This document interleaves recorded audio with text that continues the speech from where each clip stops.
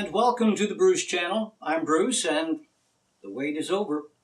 If you're an NFL fan, it's over. It's been a season of surprises, certainly, but there's one unsurprise. I'm shocked. I'm shocked to discover that the Patriots are in the Super Bowl. I spoke of the Patriots 2 weeks ago. I said I was rooting for the Jacksonville Jaguars to beat them. As I said at the time, they've become almost like the Yankees. Not quite, but almost. This will be the 16th Super Bowl since Bill Belichick and Tom Brady first appeared in 2002. This is their 8th appearance. Think about that. 8 out of 16, half the time, and they've won 5 of them. And Jacksonville could have won. They could have beaten them. They made a fatal mistake, one that's common. They got out to a pretty good lead, and then they started to play conservatively, changing what got them their lead. And so many teams do that. Still, they finished in last place last year, so almost in their division it was a worst to first, but sort of like that with the Eagles. They were pretty bad 2 years ago, so who's going to win? That's why they play the game. I hope Philadelphia wins. They've been to the Super Bowl. They've never won. But they could. They've got a truly outstanding defense. My pick? No. Tom Brady and Bill Belichick have won 5 out of 7 tries. If you're going to place a wager, it's really hard to not pick them. On the other hand, they have lost twice, so it can happen. And in fact, they might have lost last year. Remember, they were down, 28-3 at the half? And 3 years ago, they were all but beaten at the finish by Seattle. Incredibly bad call. They went at the 1-yard line, 30 seconds left, and instead of running the ball, they called a pass. And Malcolm Butler of the Patriots, miraculous interception. So, they barely won 2 of those. So that might have been 3 out of 7. Still, it's hard to pick a backup quarterback, as in Nick Foles for the Eagles, out-dueling Tom Brady. And Super Bowl experience usually does win against those with less experience. Brain says New England, but little voice is saying Eagles. So, like I say, that's why they play the game. Oh, not that it can possibly be relevant, but every year they alternate between the AFC or the NFC team being the home team, and the home team gets to pick which uniform they'll wear. So New England is the home team this year, but instead of their home blues, they chose their road whites. The 5 times they won, they wore white. The 2 losses came when they were wearing blue. Interesting little thing, too. 12 out of the last 13 Super Bowls were won by the team in white. Another quick note, 3 years ago, the latest at the time version of Madden Football simulated the Patriots versus the Seattle Seahawks and not only correctly predicted that New England would win it correctly predicted the final score. So this year, Madden predicts Patriots 28, Eagles 24. The game will be on NBC, 100 cameras, 4 TV trucks, those big 4 of those. Al Michaels will call the game. I like his football calls. His color man will be Chris Collinsworth, and he's my least favorite, I think. Not that he's not knowledgeable, but his voice always carries an almost insufferable tone of, I know more than anyone else. Anyway. All right, one more sporting note of interest. Actually, not one sport. But speaking of Al Michaels, he first emerged as a first-tier sports caller when he called the 1980 Olympics the Miracle on Ice, when the U.S. hockey team unexpectedly upset, way big upset, the Russians in hockey. They weren't even Russia. They were still the Soviet Union, the USSR. Anyway, Thursday, the Winter Olympics kick off again this year in South Korea, so Al will go from one big stage to another. So did you get to see the Super Blue Blood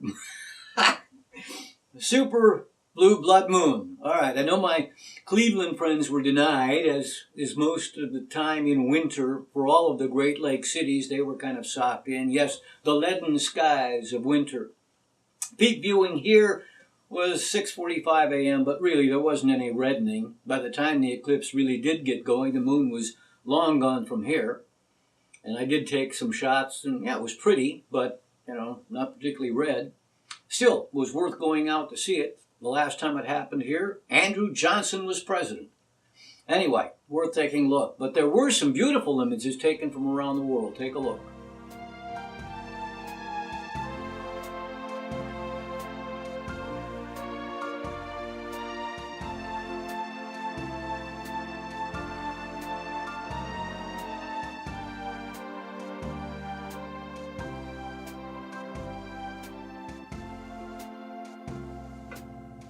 All right, one other celestial event took place, or was it meteorological, or a combination therein? The sun came up.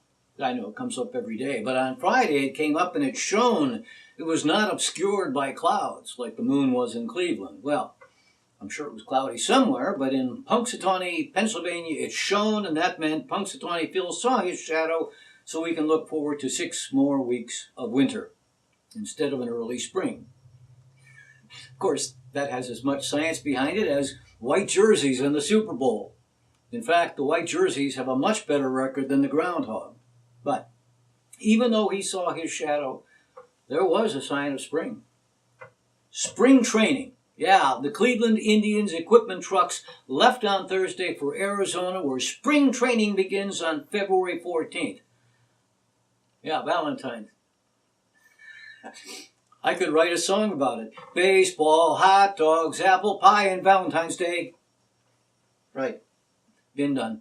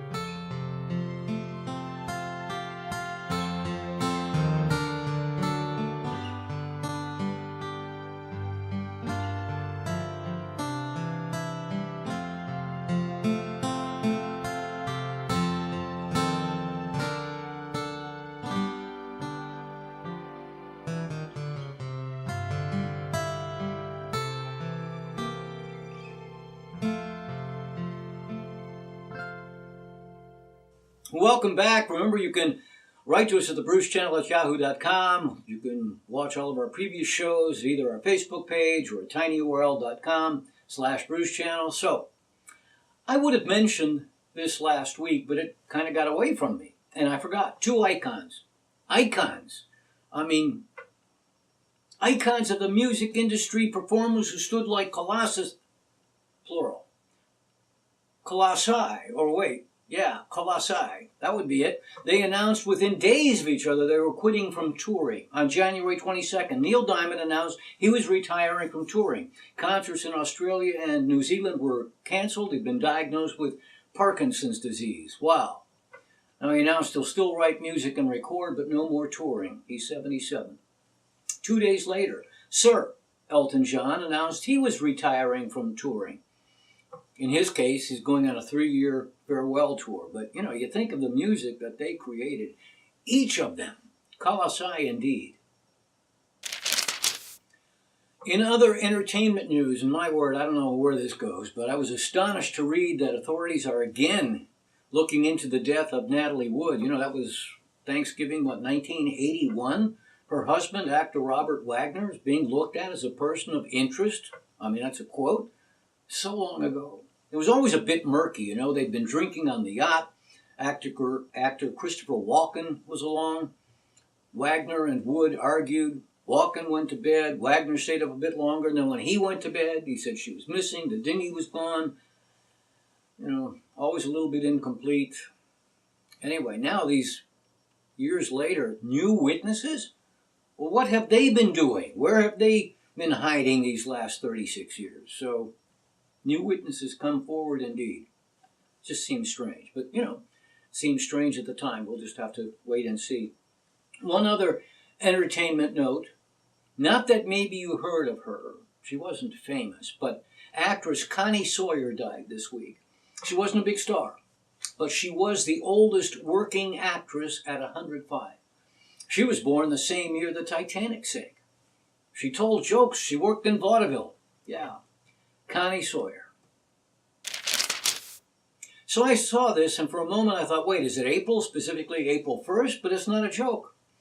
If you want to get ordinary window blinds, you better hurry. I don't mean jump in your car, hurry right this minute, but in the U.S. and Canada, window blinds that work the conventional way with the strings and the loops, they're going off the market December the 15th. The reason? Kids accidentally get caught up in them and hang themselves. One pediatrician said, hooray, this has been going on for 70 years, finally. But here's my question. Aren't little kids in other countries also valuable? I mean, they'll pull them from the stores in the U.S. and Canada. What about Mexico, Japan, Nigeria? Hey, let me tell you about my book, Shrink. For most of my adult life, I weighed a little over 100 pounds. Not much more than in this picture taken when I was about 17 and considering becoming a jockey. But as is often true, once I crossed into my 40s, extra weight came, and it stayed. For years, I tried to lose, instead gained, and ended up 153 pounds. And I'm embarrassed to show you this video. Then I learned that it isn't about calories and exercise, but instead it's about what you eat. You might say, sure, ice cream makes you fat. But there were surprises, things like orange juice not being such a wise choice if you're trying to lose weight. So I just made some basic changes to what I ate, not how much, and the weight just fell off. Now, nearly 3 years later, it is still off. And don't misunderstand, I'm eating foods I like, not bamboo shoots. Friends ask me how I did it so often, I put it in a book. It's available as an ebook for all platforms, and the print edition is available at barnesandnoble.com and amazon.com. Hey, you can shrink too. So for a few weeks running, I've talked about the World News Polka, the World News Now, which is the overnight news show on ABC, and Barry Mitchell, who wrote it and plays the accordion and sings. I've said that World News Now, of all the overnight news shows, is the least reverent. So this is from a few years ago. Anderson Cooper, now with CNN. He was the host one time of ABC's overnight news show, and then he left. And they had someone else, and the someone else would occasionally have time off, and they would have substitute anchors. And on this particular occasion, it was Anderson Cooper who came back. And I don't know if this was a Friday or not, but some weirdness happened. This week it's me, just another foot soldier in the legion of substitute anchors. In fact, yesterday was my first day back on World News Now in quite a while. I'd been gone so long that little did I know it, but I was in for quite a big surprise. Oh my God. Okay, 1, 2, 3. Sure. We love you, Anderson. Yes, we do. We love you, Anderson, and we'll be true. You tell us every day what's new. Oh, Anderson, we love you. We love you, Anderson. Whoa, whoa, Oh, yes, whoa, we do. whoa, whoa. We love Wait. you. Stop! Oh, Anderson is back. Anderson. Calm down, just a minute. What's going on? We're singing for this Are you Anderson involved in here. this? I really had no idea. My backup singers. Uh-huh. You know what? I think you ladies can use a little rest. In fact, you know what? I'm auditioning new Mitchellettes today. What do you think about Oh. that? Yeah. So why don't you two just take 5? And you know what? Kathy, you can just go relax a little. And Wendy, you bring out our first auditioner, would you please? Thank you. Boy, I tell you, you know, I want you involved in this, Anderson, because, you know, you're here for like a month or so, and it's important. Your opinion's important. Okay. So I want to... Oh, man. Here we go. Okay. Here she is, Barry. Thank Here you. She is. Hi. She's very How do you pretty. do? How do you do? Hi, Mom. What is your name? Gloria Vanderbilt. Gloria Vanderbilt. And why do you want to be a Mitchellette? Well, I have wanted to be a Mitchellette ever since Anderson Cooper has been anchoring the show, and I'm really here under false pretenses because singing is not one of my Oh, talents. no, you're going Me to say neither, Really but it not. never stopped me. So why are you here? Anderson Cooper's my son. Anderson's your son? He's my son, and I want to work with him. Well, nepotism is fine, but you still have to pass the audition. Well, So are you okay. prepared to sing? I'm sincere, and yes, Okay, what would you like to sing for us? always. Always, okay. Gloria Vanderbilt singing Always. I'll be loving you always with a love that's true always. When the things you planned need a helping hand, I will understand always, always. Days may not be fair always. That's when I'll be there always. Not for just an hour, not for just a day, not for just a year, but always. Yes, it's mother and child reunion on the next Oprah. Gloria Vanderbilt, was thanks so great. much. This is great. Anderson, were you surprised? Very surprised. I like the I'm cuckoo You're for cuckoo Cooper. for Cooper? Well, we wear have some this more surprises constantly, because you know. Gloria Vanderbilt has brought some photos from the family album. Yes. Anderson Yes. Cooper, this is your life. Let's take a look at the young journalist. The This first one is... this is a baby picture of Yeah, Anderson. we're going to... Okay. And how about He how was old the is that most beautiful baby, really. There we How go. old? I see the resemblance, yeah. Yeah, very nice. My hair is actually scarily similar. It's true. Let's see the next one. All Oh, I right. love this one. This is sort of... We're running out of time. We'd love to get the Michelettes back to do one last big number, and maybe you'll join us with I this. will Here they come. Here indeed. comes Kathy, and over there, here comes Wendy, and Do you want me? you stay right Oh, there I next think- to your darling son, Okay. and here we go. Ready? Anderson is here again. He's in the anchor chair again. World now has nothing to fear again. Anderson is here again. We listen for his report. He loves to read us the sport. Yeah, Anderson is here again. And with Juju they'll quite a pair again. 'Cause they kicked the show into gear again. Anderson is here again. Yes, sir. Thank you, Gloria Vanderbilt. Anderson, you're a great sport. You had no choice in the matter. And you're watching World News Now. Thanks, everyone. Yeah, that was his mother, Gloria Vanderbilt. And not to knock her, but she's right. Singing is not her thing, but that's okay. It's part of what made the segment terrific. She was willing to go out there on national television and sing anyway.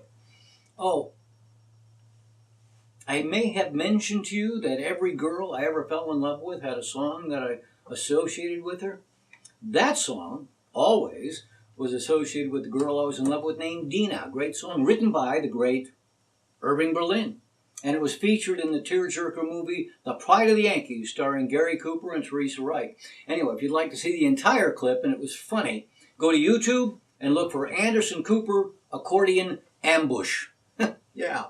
So, upcoming this week, in addition to being Super Bowl Sunday, today is Thank a Mailman Day. Seriously, it is, February 4th. But it's Sunday. How many mail carriers are you likely to run into? Tuesday is National Chopsticks Day, so maybe pick up some shrimp and fried rice on the way home. Thursday is the National Kite Flying Day. Really? Shouldn't that come in March? That's typically kite flying time, isn't it? More windy? And even if it is windy on Thursday, it's winter. Friday, the 9th, National Pizza Day. Again, this seems to be poor planning because I would bet more pizza is consumed today during the Super Bowl than any two National Pizza Days combined. Well, enjoy the game. We'll see tonight whether the white shirts can prevail yet again. Enjoy your pizza, or wings, or nachos, or avocado, or all of them, and your beer. And may the rest of your upcoming week be the best you've ever had.